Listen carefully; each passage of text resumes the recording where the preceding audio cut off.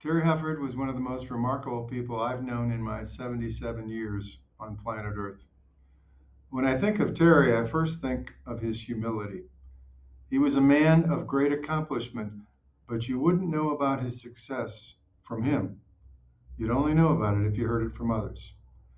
In an era in which bragging about oneself has become normal behavior, Terry was a welcome relief from such pathetic egotism.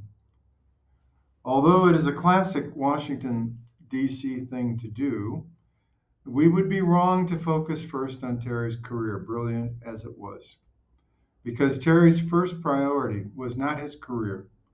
It was Jan and their kids and their grandkids. He cherished that family. He supported their decisions. He prayed about them. He loved them. Terry was first and foremost a family man. And he got as much love back from his family as he gave to them. His focus on family certainly reflected his humble roots and values in rural Ohio. Vocationally, I first learned about Terry's accomplishments from GW students who worshiped with us at Western Presbyterian Church. They'd come up and go, Reverend Wormerly, did you know that Dr. Hufford is regarded as one of the best professors at GW? I mean, we fight to get into his classes. I then began to ask him and Jan questions which slowly unpacked just what a remarkable career Terry had had. They weren't going to brag about his accomplishments, but others had no problems singing his praises. Terry was a natural-born teacher. I remember standing with Terry at a lake in northern Virginia where we were on a church retreat. And as we looked into the water, Terry said, "Do you see what is growing on the bottom of the lake there?" And I said, "Yes." He then went on to explain that plant life there was among the earliest forms of plant life on the planet. He went into the kind of detail that only a professor would do, and it was mesmerizing, absolutely mesmerizing. Obviously, I haven't forgotten about it because I'm still telling the story to you today. But teach me, Terry did, and he did with so many others. He was a natural teacher. My story also reveals that Terry didn't need a classroom to teach. He used the entire creation as his classroom.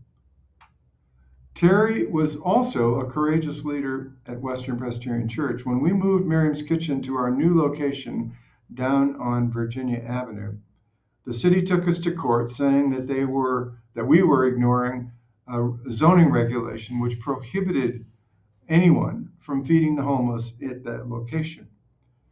If the court had agreed, we would have been held in contempt of court, and all of us in leadership positions would have been faced with jail time and ever-escalating fines.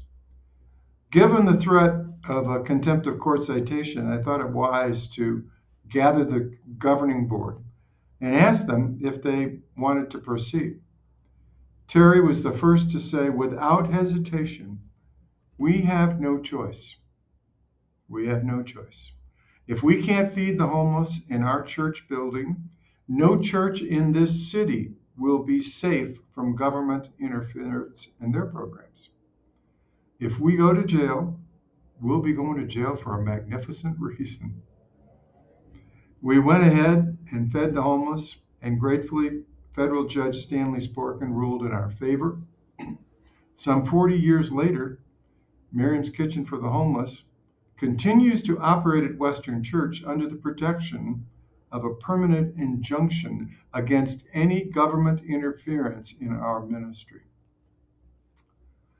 I can't think of any better thing to say about someone than that they spent their life loving and caring for their family and teaching generation after generation about the intricate beauty of God's creation and nature.